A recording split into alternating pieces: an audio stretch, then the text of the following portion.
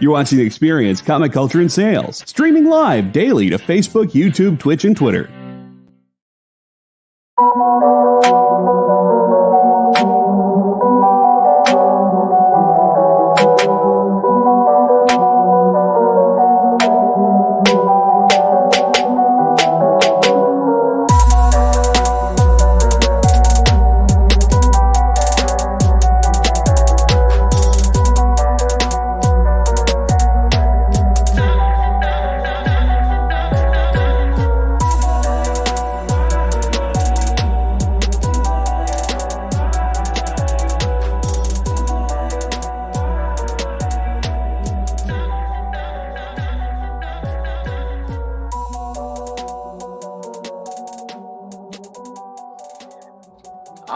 Hello guys, it is another episode of Space Cadettes.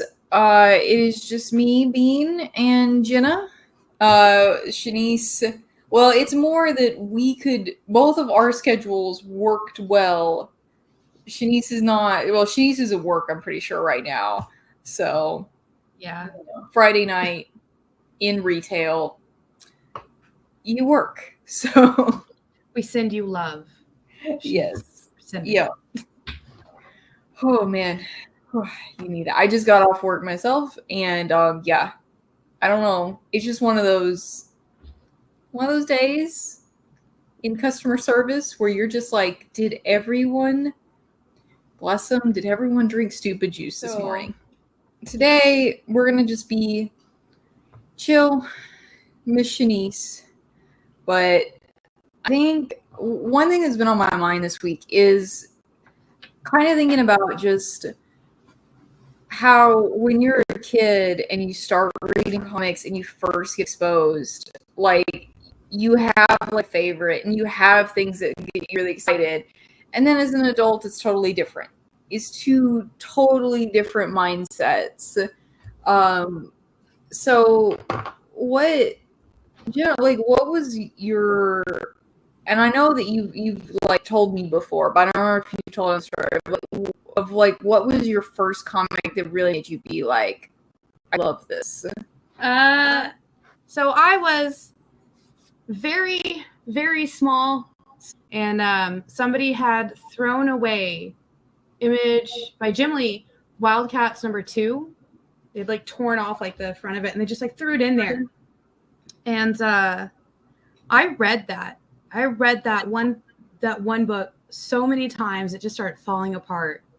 And it was one of those like eureka moments where it's like, oh my gosh, people can make stories with pictures? That's so cool. Oh, that's so cool. And so that's what really got me into like comics and everything. And it's just like growing up, it was also about the same time as like the Tobey Maguire Spider-Man movies were coming out. Mm-hmm. And I was like, oh my gosh, they make the story pictures into a movie? That's so cool. And so I want to say like Spider-Man was probably my first like favorite like comic book character, but like also like the Tobey Maguire like Spider-Man, it's just like, oh, that's so cool. Like I loved it so much. Gosh, there was just something about like, you know, he had no parents and his uncle passed away, and you know, it was just him and his aunt, and like they could still have happy days and they could still have like, I wanted that so bad. I wanted that just like one family member to just be like, hey, we're gonna be okay. And it was just like, it grabbed me. And yeah. Yeah. Well, I don't know, because like, and we discussed in like the last episode, I don't know, last episode we recorded, I don't know if chronologically but we discussed how that like Blade is the first real like Marvel MCU, but everybody thinks of Tobey Maguire Spider-Man. Yeah. And I wonder too, because like I don't know if they like intentionally did it, but Spider-Man is like the story of a nerdy kid who's just like really awkward and like his life kind of sucks, and like tragedy is happening to him, and then he gets powers and is able to like do things about it. And like also that like everybody was obsessed. I was obsessed. I loved that movie. I loved all those movies so much as a kid, and I wonder if that's also why that's the one that stuck in a lot of people's minds of like, oh, I love this. I think so. Like I feel like because the Spider-Man movies were more like all ages could watch them and everybody could relate to them. Because our producer put Howard the Duck, but I don't think everybody saw Howard the Duck. Yeah. And, Howard the Duck left me with many, many questions. So many questions. Like, I don't think that was all ages appropriate. But I do think if Blade wasn't as popular as it was, they probably wouldn't have taken the gamble on Spider-Man. But yeah, I do think that's why everybody remembers that as possibly like the first big Marvel movie, because it was for all ages. What was the rating for it? Is it me? Of Spider-Man? Yeah. I don't remember. It had to be like PG-13 or something like that. Like, what year did it come out? I think you just said 2002. Yeah. PG-13. PG-13. Probably for action, violence, or whatever, like just interesting things happen. It's PG-13. So I think it's the face when like he's being betrayed. He's like, oh no. That face right there made it PG-13. Yeah. Did you ever collect Spider-Man comics, or were you like a fan of the movie? Yeah. I did. Like it was like I think the first one I got was like the year before the movie.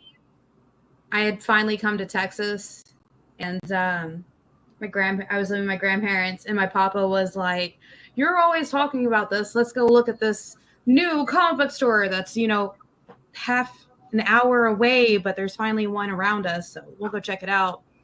And I grabbed I can't remember which one it was, and it was it was a new storyline that was going on in 2001, I think. Mm-hmm. And it was the retelling of his origin story. I remember that, but you know how it was, late 90s, early 2000s comics. Yeah.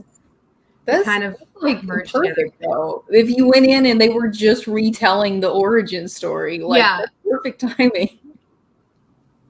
Yeah, they're like, oh, I think there was something happening with the comic book stores in partnership with like the upcoming movie where they had done something and they were like releasing it and giving it away to kids and other people. So maybe that's what it was. Gosh, I wish I could remember now. Oh no, I'm losing my mind. That was like that was 20 years ago, That's the hard thing about like, I think like trying to think back of, oh man, like what did I collect? What was I reading? Yeah. I think for me, like, as much as I love Spider-Man, I think that my real, like, deep, like, click, like, light bulb went on moment with me made me just, like, really interested in comics, probably just, like, for the rest of my life, was the original X-Men movie, the first one. I was just, like, obsessed. That's the one. And the thing, too, is, like, the way I saw movies was when they came on cable. And the way I had access to comic books was whatever random assortment my grocery store had on like this one little wire rack. And I never like even realized, I think I realized that you could get all of them and like collect them, but the grocery store wouldn't. They would just have random ones. Like literally imagine someone just going into a comic store and then just picking up like a few Marvel and a few DC and then being like, I never got to actually continue any of the storylines. Like if they had the same one each week, I definitely would have gotten and been like, but I was just like reading like in the middle of a story and just like kind of trying to be like filling in what had happened before. Yes. And then I never got any closure afterwards either. Oh my goodness. Like, I can just imagine Lil Bean being like, oh, it's only number 3. It's still kind of the beginning. I'm going to read it. And then like 6 months later, you see number like 103. Yeah. And you're like, what happened? I thought he was dead. I thought he was the bad guy. I can see it. Yeah. I think that in my mind, I don't even think that I really like internalized it that much. I just read them and just fully went in expecting to not know what was going on, and was just like, I'm just having a good time looking at pictures. Especially, that late 90s, early 2000s, I mean, I remember I had my X-Men comics that had Emma Frost in it. And I always kept those kind of, and I would be like, oh, Mom, yeah, like, and I'd be like, oh, here's the barcode to scan, like, trying to know what they had her wearing. She was effectively naked. I have very vivid memories of that in my mind. Yeah. For that reason. I remember those. Like, and then you see some of the covers nowadays, like, we're just like, yeah, that person's just naked. I don't know what they think they're covering, but that is not coverage. Because I think there was a book that came out this week or last week. Mm-hmm. I was looking at it, and I'm like, do they really think string covers all of that? Like, yeah. They twist the body in such a way where it's just like a piece of string covering one part and then her arms covering another part. And I'm like, first and foremost, the body doesn't bend like that. And second, string. Oh, bless him. Was it Keen Spot? Oh, no. I think it was Zenescope. Okay. Yeah. Yeah. See, I didn't know that cover Steve. I didn't know if you would be roasting a Zenescope, or I was gonna guess that. But I know that you hate Keen Spot's anatomy. I do. Some of the books are good. I will give them that. Some of the books, the inside art is good and the story is good. But I will always remember this one cover that I saw. I don't remember what the book was called. I just remember the cover. There was a chick where one of her legs was turned all the way around, like backwards. It was like facing like this way. Mm-hmm. And then she was just like standing there. I think she was holding like a gun or something, but like both of her hand, like one of her hands was like on top. And I was like, that is not how that works. That is like, I know. Yeah, I remember that. That's a Ninjas and Robots cover.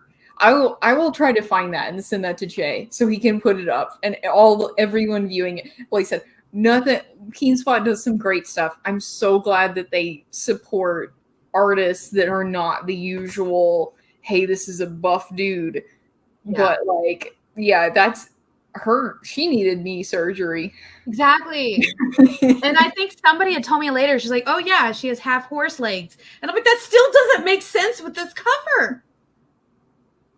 Nothing. It doesn't make any sense. No matter what. I just like, yeah. Legs don't turn that way, especially if you're facing. If she was like facing this way, but her legs were this way, and then she's holding like, oh. Yeah. But the stories are good. I enjoy like the inside of the book and the story. But the covers, it's like, I got to turn this one. Like, if I get a Keen Spot book, I have to, at home, they're the only books that are backwards. Mm-hmm. Just because the covers, especially like cover A's, are just so. Somebody should have taken at least like one person should have just taken like an anatomy class. Yeah. Or even just like look at a person. Like, I want them to stand in the mirror and try and do some of these poses. Like, whatever pose you want to do, go stand in front of a mirror and have somebody take a picture of it so you can just see what that pose would actually look like. Because I like I said, I recently read Secret Invasion, and I was like reading it. I was like, I can date when this comic came out by how much they want me to be attracted to Spider-Woman. Yeah. It's so much. It's so... You go back and you read stuff from the past and you're like, dang, why though? Like, he's a great character, but like, why is this happen? Why is this pose? This is a pose that a person could do, but I don't know why she's doing it right now. They're having a conversation. She's bent over. Yeah. Like, I distinctly remember this cover. She's crawling upside down, and then her head is, like, looking at you. And I'm like, how much neck does she have to be, like, looking all the way behind her? And I'm just like, my throat hurts. Yeah, I remember that one. Oh, my goodness. Oh, I forget about that one. She has some... Spider-Man has some great and, like, really iconic covers. Like, that one of her, like, pregnant is, like... I feel like that one is, like, so iconic and so well done. Yes. But they all have, you know... Oh, and then there's across all companies they do this, where they'll have a cover of usually, like, the main, like, person. And 85% of the time, if it's a woman, she's missing ribs. Yeah. I feel like they've been doing better. I feel like a lot of people are really doing better. But, you know, also like I said, I went back and read and then realized, like, man, we have come a long way. Of course, I also read Faith, like, at this, like, in the same week. So I kind of got, like, the two full things of, like, this is completely inaccurate anatomy, and oh, this is actually what most people look like. Yeah. You know. But yeah, we're moving in a forward direction when it comes to how to draw people. At least I think so. Like, it just feels like, yeah. And you know what? Honestly, I can't remember. Is it ninjas versus robots, or is it ninjas and robots? Oh my goodness. Something. It's ninjas and robots, I think. Like, who knows anymore? Yeah. But that book, which I haven't really gotten into them, but, like, the covers are very they're drawn. Yeah. Well, and they're, like, I was just gonna say, I'm trying to think, like, of a good word, because actually I really like them. But they, like, they're eye-catching. Like, you look at them and you do a double take when you come by, because they are the type to be like, that's a nipple. But one thing, like, about that, I think it's because, like, the main character reminds me of her, and it kind of brings us back to, like, our topic of today of, like, some of our, like, first things. My first trade and the first kind of, like, real, like, I am old enough now to go to the comic section and go find a trade and pick something out was Tank Girl. Oh. And, like, honestly, Tank Girl is drawn really, like, I mean, yeah, like, she's attractive, like, she's conventionally attractive and everything, but she wasn't, like, crazy over sexualized. Yeah. She actually had a waist instead of just this. Yeah. Yeah. And I mean, her main thing about it, and I didn't appreciate it at the time, but like I said, now, like, I kind of look back and think, like, wow, you know? And her main thing was, like, when they were drawing her, it's always what she's doing. It's like the action. And that's what I always remember from that. And she makes out with kangaroos, which was always a little weird, but, you know, it's Tank Girl. I know. And I that was, like, one of my other, like, first loves of, like, this is great. Yeah. Do you remember, like, your first trade that you bought? My first trade? Yeah. Yes. And it's the reason I remember it is because I've had to buy it 3 times. Grimm Fairy Tales Volume 1. So I used to have every single issue, but then we lost them in the fire. Mm-hmm. So the only way to get them is the trades. So I bought the first trade, and then somebody borrowed it and then ghosted me. So I bought it again, and then I guess it grew legs and just disappeared. So finally, Jay had to buy it again, and I've finally been able to like keep it dibs. I can keep my eye on it. It's funny. Yeah. Once a month, I go over and I look at my bookshelf, and I'm like, okay, it's still there. And if I don't see it in there, I look at my notebook, and I'm like, oh, okay, this person has it. I know where they live. I know where they work. I know where they sleep. Okay, we're okay. But yes, that was my first trade that I bought, and 3 times at that. But I think, yeah. What was your first trade? Do you remember? It was Tank Girl. Oh, Tank okay. Girl, That was your first volume 1. Yeah, that was my very first one. It was weird because like I bought that one. I also was very broke for most of my life. Like I'm still not wealthy, but you know, like as a kid, especially as a teenager, I was like broke. And I think I was like I was also like scared to get started in comics a little bit. And I think I was really intimidated by the price because also I'd grown up with like friends who collected manga, and that stuff gets so expensive. Yeah. It's not expensive, like individually, but they all had like hundreds of volumes of stuff. And like I knew, because I would go and like look, and I was just like, I can't afford that, man. Like I can't. That's so much. And of course, you know, like the Marvel trades and like DC's a little bit better, but not much. Marvel though is crazy with their prices sometimes. I've seen them where volume 1 recently came out, and it was just like a regular volume 1 was $35, and I'm like, yeah, what happened? Because I think the way Image does it is so great. The first volume is $10, and then you're hooked. Same with Valiant. You're just like, well, I'm hooked on this now. Yeah, but and that's actually like when I ended up like living in a place that had a good comic shop.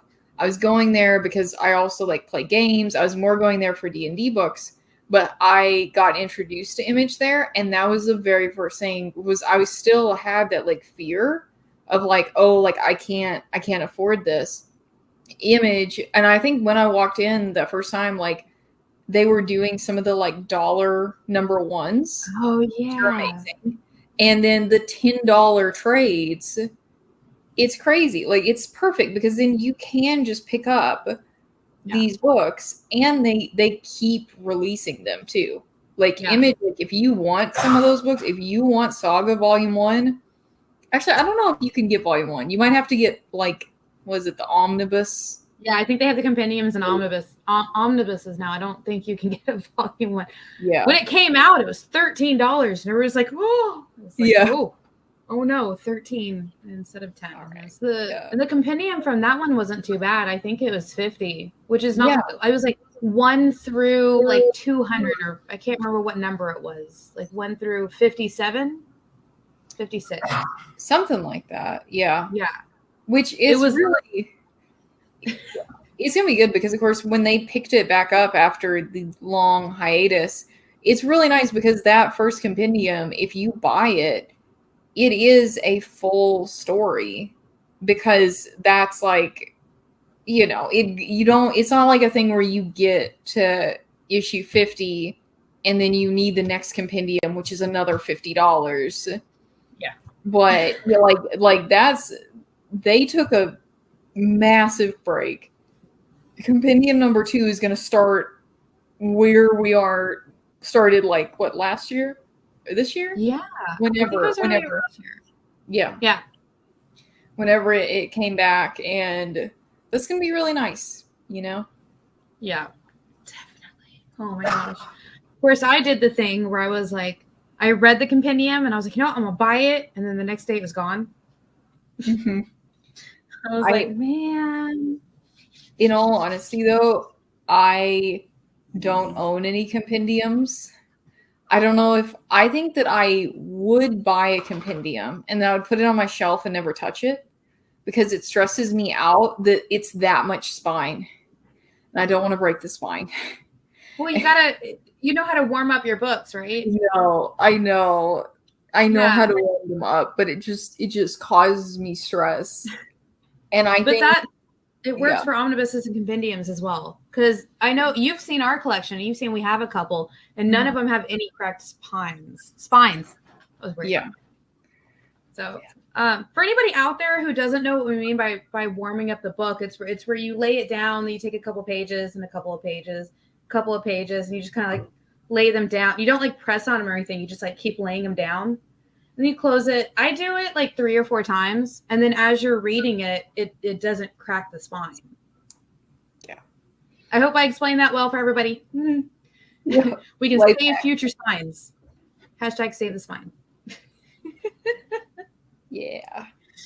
Oh, but yeah. So I think when I do get my compendiums or like the omnibuses that we do have, I'll actually do it almost 10 times before I'll open the book and read it. Just because like I don't want to break the spine because it does messes up the glue further down, or the book will like break.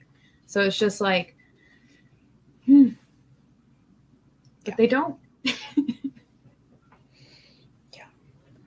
Oh, okay. Man. Well, I think we need to take a little break so that I can go warm up all of my books, so that then when Jena comes over to visit, I can just pretend like I had done that all along, and definitely don't forget to do that because I get so excited to read a book. So we'll be right back. Hey, it's producer Kyle. If you like going places where the action never stops like Las Vegas, the Caribbean, and Atlantic City, then you're probably not who I want to talk to. But if you want to surround yourself with amazing comic books and comic book content made by a devoted group of smart and funny industry insiders, the Experience Members Club was made for you. You can join the experience by becoming a supporting member of our YouTube channel. You get access to exclusive content that no one else gets, like members-only live streams, pre-sales, one-on-one Q&As with production staff, and other content that's exclusively for members. Plus, for a limited time, if you sign up now, you'll be entered into our giveaway of a slabbed comic book. Just call this Wait, hold on. It's 2022. No one makes phone calls anymore. Scan the QR code at the bottom of the screen, or just visit the membership section of our YouTube page, and you'll be on the VIP line of the comic book buffet, baby. Look at the size of those perks. Join today, and I'll be saying, who loves you, baby? Me. The answer is me. Hi, I'm Jacob Murray, writer of The Eighth Immortal and Court of the Dead comic from Sideshow Collectibles, and you're watching The Experience. All right, we are back, and my books are so warm. I just put them all in the oven real quick. They're all toasted. Don't put any jam on it though. Oh no. So I do actually have a horror story about not warming up your books. Oh, so no. This is by an amazing, amazing guy that I got to interview last year during our Pride Month. And as soon as we were done with that, me and Jay went to the store and picked this book up. Mm-hmm. He was so excited that as soon as we got home, he sat down and opened it and started reading. And I think he got like halfway through the book, and this happened. Oh, no. Wait. It's broken. Oh, it's so many pieces. Yeah. No. And it's just like, and if you look on the outside, it even came off a little bit in there. Oh my goodness. Yeah. That's crazy. And yeah. So this can happen. Not as much anymore, but for some books that came out about the same time as the first Canto came out, by the way, amazing read. Anybody gets a chance to need to read this. This can happen with, there was a little while that only the big two, Marvel and DC, could get a hold of the good glue that holds all the stuff on there. Mm-hmm. So a bunch of indie books, like Image even, because like this is an IDW book, but like even an Image book, there was, I think I had a Dynamite book, 2 of my Boom books. They just, didn't have good glue that you need for books like this. Yeah. So, yeah. If you guys get books like this, there is a way if you've got some like holders and you can actually buy book glue from some hobby stores, because I think we got ours at either Hobby Lobby or Michael's. I can't exactly remember. But you can just put a layer of it on the inside, and then you just like use a couple of clamps on it. And you just got to be really careful to make sure that you only do it on the like that part of the book. Yeah. Because if you get it anywhere on the actual pages, you will never be able to open it. Yeah. So there is ways to do it, but please don't yell at your LCS or bookstore that you get it from. It is not their fault. It was just a whole like 2 or 3 years, I want to say it lasted, where nobody had book glue. Like right now, nobody has paper. Yeah, man, I bet and you know, this is my you know, buying and selling comic brain. I don't want to call it my spec buying brain, but it kind of is a little, because I don't do spec buying. I think if I had more money, I would, but definitely probably trades from that few years, if you can find them, are probably worth a lot. Oh, yeah. And a way you can tell it is when you open it. Hold on. Mm-hmm. The back page is, I don't know if you guys can see this. Was it like the line kind of? Yeah, so this line, you could tell the glue is breaking. So if you see books from this era, I can't remember what year it is. I'll have to look again. And you open it, don't try and flip through the whole thing, because if the book breaks, then you know that's the comic store has to take it as a loss. Like it's a loss for us. But just like open the back and you can see that line. Mm-hmm.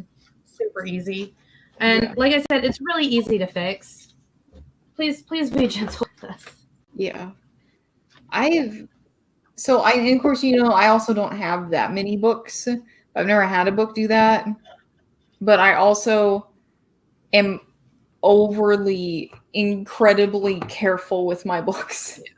Well, because of the whole thing of being like, oh, I can't afford to replace this. So like I said, whenever I read any comics or anything, like I like wash my hands beforehand, dry, and I sit and like read, and I'll like try to be like, I still want to like hold it up, but like I'm like so careful with it. Yeah, because we're always careful with our stuff too. Because like I remember not having anything, so having this just makes me like, I got this. This is the thing I have now. That's exactly what happens too. Like when I'm like, oh gosh, I have a things now. Look at my things. I have things, shiny, happy things. Yay. And I actually have a little dance I do to it when I come home with my like pull box. I'm like, I got my stuff. So we're always careful with our stuff. But there are books out there that are, you know, could go through pretty much anything and still be fine. Mm-hmm. I think that's how they make kids' books nowadays. They're just like, this book will probably be chewed on, so let's make it the type of stuff that won't like disintegrate in a child's mouth. Yeah. I'm really glad, because I noticed that they've been doing a lot more, like they're still thin books, but they're actual like trade, like bound books for kids. Because I think it's great to give your kid comic books, but there's a certain age where they're just going to tear them up. Comics are fragile. They actually hold up better, I feel like, because they don't have glue on them. Except for, well, I guess, I wonder about the DC Black Label. I wonder how those are. Yeah, if those are going to hold up long term, because most of them are stapled, so you don't have to worry about glue degrading.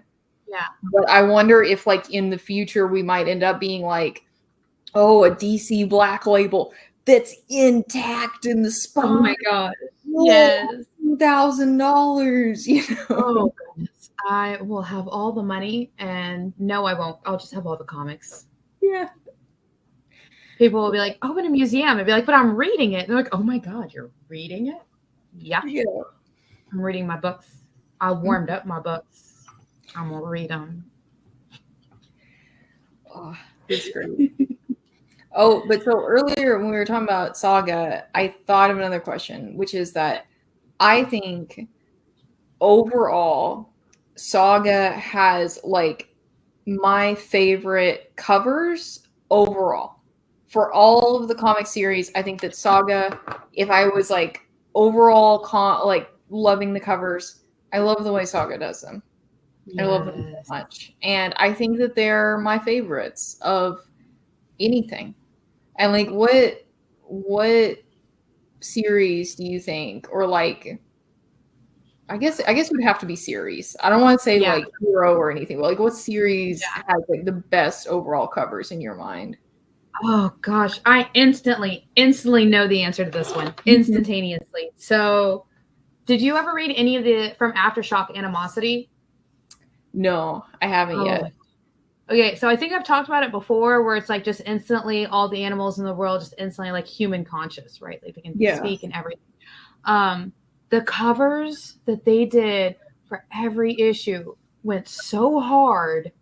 I didn't understand. I was like, this is a great story. This cover though, oh my gosh, like, sorry, took my breath away, had to take a drink. They did this one where it's like the main crew that's together plus Jesse are like stained glass monk looking, like what you would see at a cathedral in like Notre Dame or something.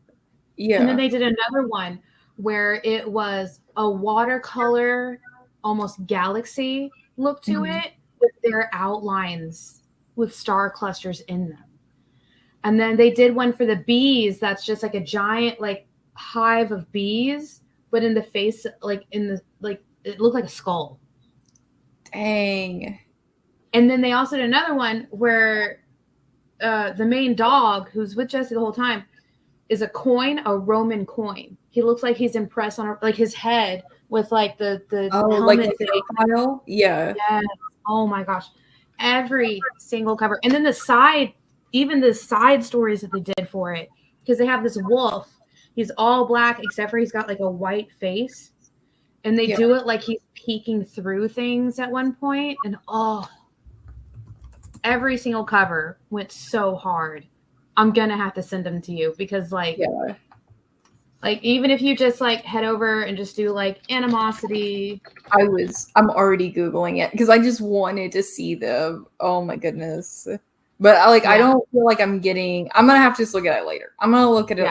That's a rabbit hole. I gotta look at it later. Yes, it is. I'm gonna go down. Like, the very first issue is the two main characters next, like kind of like looking like they're gonna walk off into the sunset, but they're not walking. It's like this giant like light that they're walking into, and like that caught my eye. I was like, what is this little girl and her doggy going to? Where are you doing? Where are you going? And then it's just like, oh, that was not just light. Okay, that was.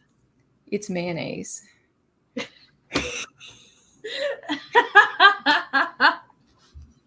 But hold on, let me see if I can find it really quick. Oh, here it is. Okay, yeah, I remember this because like there's all these predators like looking at them like we's gonna eat you, nom nom nom, and then they're just like looking back like we ain't gonna die, we're gonna live. Yeah, I think what they use that as the cover of the new like collected like omnibus that came out, right? Yeah, because I remember seeing that. Yeah, I think I've avoided Animosity. I think I'll continue to avoid it because it sounds like it would stress me out because I'm always worried that my dog is disappointed with me. Aww. And then like, I would think about that the whole time I'm reading, like, because I'm always like, I could be a better dog owner. I could be there for him more. And then it's like, if he could talk, he would tell me that. I know logically he's a happy little potato. He's fine. He naps all day when I'm at work. He doesn't care. But, you know, it's just like those worries. I'm a worry person.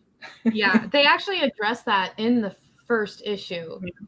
because the little girl's been raising this dog like this whole time with her parents. He's like, and I imagine him saying it in this like deep, like Sam Elliott voice, like with an old country twang. I don't know why, but reading it, that's what I hear. Yeah. He's like, Jessie, my girl, I love you, and I understand you had to go to school, and I knew you would always come home to me.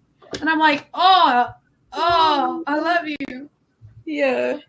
So it was just like, and most household pets, because it's flashing in the beginning too, all like across the way. And then on Free Comic Book Day, they even released another side story where it was this like beta fish, and his owner came home. Yeah. And he had made her a bubble nest. And he was like, I have always loved you. You were the only love of my life. Look upon this nest I made you. And she's just like, why is my fish talking? Oh, no. And then a bird is like standing there that was about to eat him. And he's like, wow, do you want me to eat you now or later? And then she's like, no, leave him alone. Yeah. And it's just like, he's like, you love me too. And she's like, no, not like that. But you see, like a lot of like well taken care of, like at home pets were like, oh yeah, we totally understood that you had to do stuff. Yeah. We love you too. Thank you for loving us. And it's just like, I can only imagine my dog saying that to me. Just be like, I know you had to leave me every day. I love you. Like, okay, hand Puppo, I love you too. Yeah.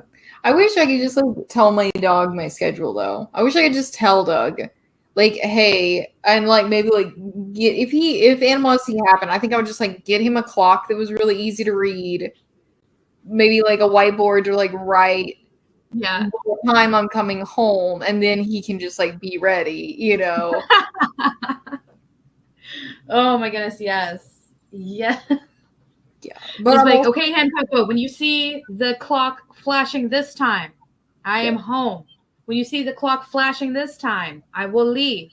Look at the numbers. That's it. I will be here. Look at the flash, like a digital clock. There you go. Like, here you go. And he would still probably give me the puppy dog face every time I had to go to work. Oh yeah. I'm definitely like, I feel like if I ever just like make like enough money to be like, wow, I'm like comfortable and then some, I have expendable income, I will be taking my dog to doggy daycare every day. Yeah. I will be dropping him off. Like, no plans to have kids, so that's the daycare expense is doggy daycare. I don't think we ever would, because like so like Jay works from home and half of my work is from home. I think I would be like, well, here's a little friend to play with while we're getting a couple of things done over here in the office. But yeah, so I think Animosity had some of the most breathtaking covers, even in their two side stories. I think it was 20, 26, 27 issues. I almost said episodes. Issues. And then each of the side stories, I think, had either 5 or 6 issues. And every single one took my breath away. They were so beautiful. There may have been 1 or 2 where I was like, that's a nice cover. But then they would make up for it by like slapping that Galaxy one next. And I'm like, oh. Yeah. And then, I think, they had a White Snake one and Thorns. Sorry. That's crazy. That's okay. No, I think actually why I like Saga overall is because Saga is like, they always just have like the blank background. And I think there's like a few that break the mold where they have stuff, but most of them are blank background character. Like blank Lion Cat. Blank like the Will. You know, like just whoever. Like, and it's just like, it's very simple. And I think that my brain really likes that. It likes the like simplicity focus of on it. The character. Yeah. Yeah. And so that's what I like about it. And I think it's like also like, then you get to like expect, and like every once in a while, I think there's one where like people are like laying in a pool or something, but it's still very like laid out like that. Yeah. So, but that's my favorite ones are the ones where it's like, just like a character. And that's not like overall, like I don't like every comic book thing, but I like that series does that. Yeah. And I hope they keep doing it. So far, it looks like they are. Yeah. Which is good. You find a thing, you keep the thing. Yes. If it's not broken, don't fix it. That is true. That is true.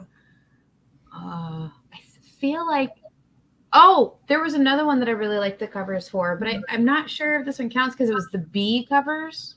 So there was 2 series that did this. It was Stray Dogs and Deceased. So on the Strange Dogs, all the cover Bs were the dogs from the story in some sort of horror movie poster. So I think they did one for Chucky and Dracula, Audition, The Craft, like stuff like that. And Deceased did something similar where they used whoever that main character was for that issue in a movie poster one where it was the B covers as well. Like they did they did so many of them. Whereas I really like the parodies that they did for like the horror movies, especially in Stray Dogs. Because they had the 4 girl dogs walking up like they do for the Craft poster. Yeah. I was like, okay, that's cool. That's I know. so cool. I love that so much. And it's like they knew their audience. There were so many people that probably wouldn't have even read that book, but they wanted to collect those movie posters. Yeah. And that it was awesome. Like I remember those. It was wonderful. They killed those. And I'm so glad that they stuck with them because when it came back, Stray Dogs came back for their second series, everybody was like, what are they going to do it again? Because they didn't announce that they were going to do it again. They just showed the cover A. So everybody was like, are they doing it? And then they announced the cover B like the week before it came out. And it was just like another cover. Well, they did a secret horror cover is what they called it. And it was another movie poster. And I was like, yay, they're doing it again. Oh, don't ever make me panic like that again. I still would have gotten you, but I've had to redirect my plan. Yeah. I mean, I think one thing too is like connecting covers. Have you ever had like a series? I don't like the idea of it, but I've never collected connecting covers. So yes, I have 3 of them. I'm missing 1 or 2, I think. Of the 100th anniversary of Marvel, or was it the 75th? Hold on, So the background, I remember distinctly. It's the background of all of it is gold, and they all cross with each other, and it's cool to see so many of them because they literally did. See if I can spell. Obviously, I cannot. It is too late in the week and in the day of the week to spell anything. Oh my gosh. Where was it? You know what? I think so. While you're looking for that, but I think one of the wittiest covers I ever saw was actually a spoof. I cannot remember the publisher that did this, but we got to find it so that Jay can put it up on the screen right now. But they did. It was the book was called The Mandalorian. It was a spoof on The Mandalorian. Oh God. One of their variant cover, because you know how all of the Star Wars books they did, and a lot of the Marvel books in general did the action figure variants. Oh yeah, which those are really cool. I like those. I don't. They're just. I like them just not enough to collect them, but I always look at them and are like, that's neat. But they did. The Mandalorian did a cover where it looked like a action figure variant, but it looked like somebody had actually opened the package and it's ripped, and it's it's the wittiest spoof cover I've ever seen, where it's just a ripped up like what you would see of the cardboard package. Rip it off and takes the toy out. Oh my gosh. So I did find it is the 100th anniversary where they had one where it was like Venom, the Avengers, Spider-Man, and like you put them all together and it's just this giant battle scene of all of them together. That's awesome.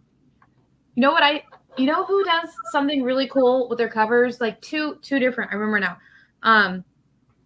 Valiant does this thing where on the cover of the book is for CGC and it says 9.8 and it's this book, this number, and that's just like the whole cover. And I'm like, or it's like a blank cover and they're just like, yeah, we graded this book for you. But it's not actually like a grade book. It's just like the picture on the cover. And then I've noticed, so Marvel Star Wars do this, like, I think it's every issue or every other issue. I can't remember, but they do it like it's an action figure package on the front. Like you were talking about. Yeah. That's just like, that's so cool. Like whoever came up with these. I'm gonna beef with Marvel real quick. Okay. And I'm ready. Star Wars comics. Okay.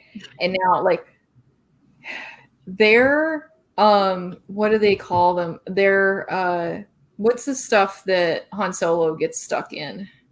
What's that called? Oh, my god. The only word I can think of right now is graphite, but that's not right. What is it called? Oh my god. Jay in the chat. Carbonite. Producer to the rescue. They have, and I don't know if they're doing it anymore. When I worked at Space Cadets, I would see it, but like they do a Carbonite cover, but it's just the cover in black and white.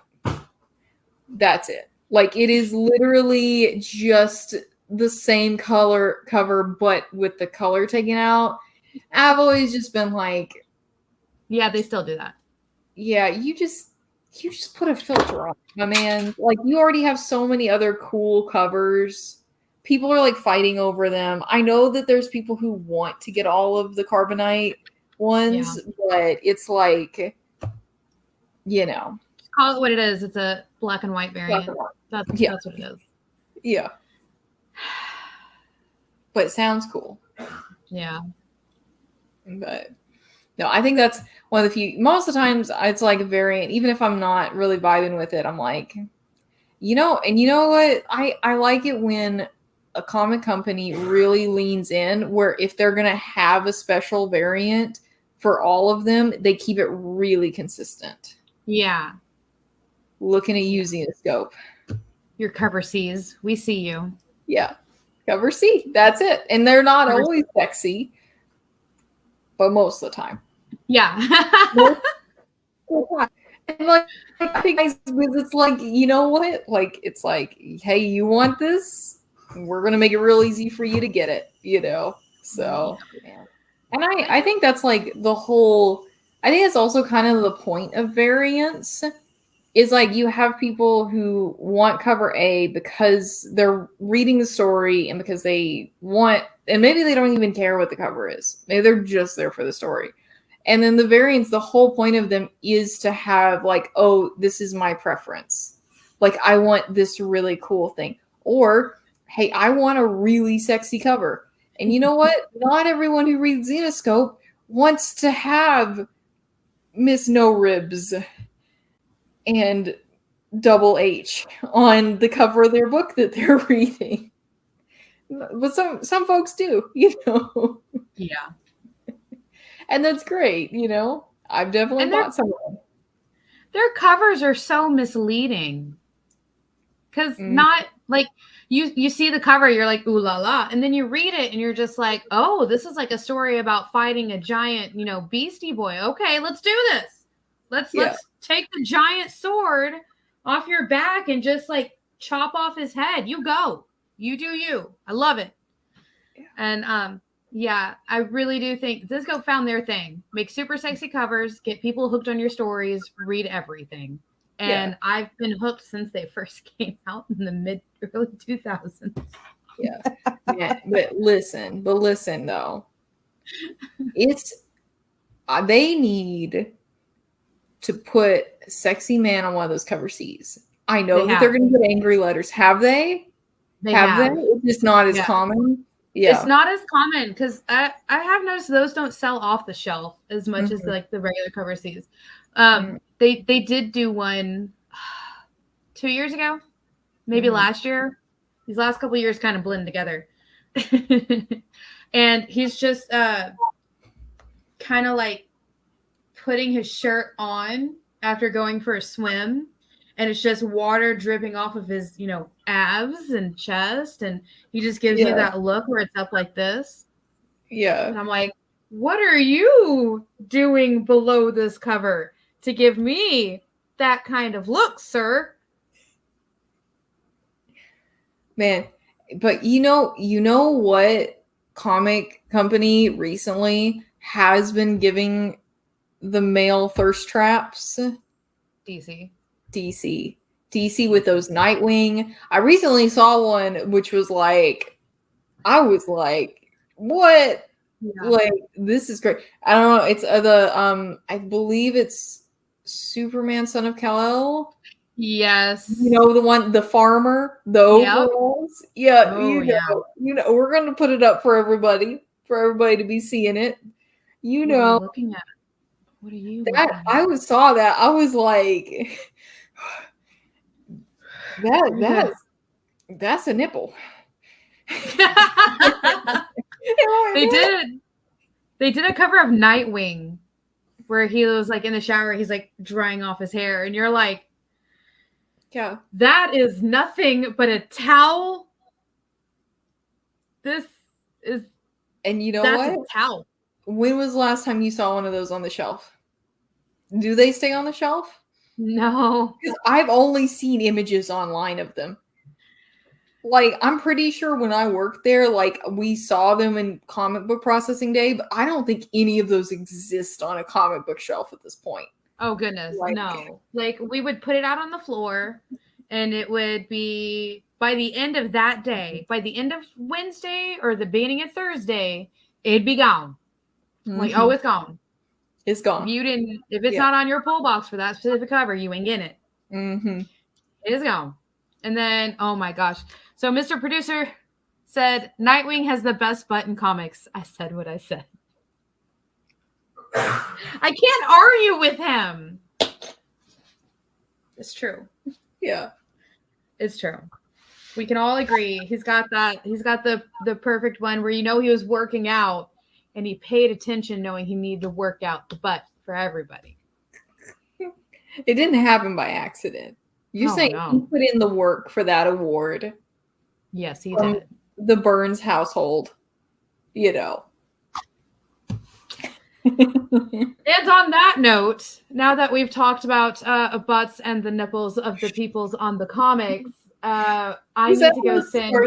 So wholesome. So wholesome. I'm going to send you some very wholesome covers from Animosity. Hey, we did say originally, like, hey, let's compare what we read as children and what we're reading now and enjoying. Yeah, that's true. But on that note, we're going to go judge ourselves, but not harshly because it's totally understandable. And we will see you guys next time. It's been Bean and Jena from Space Cadettes. Bye. Bye.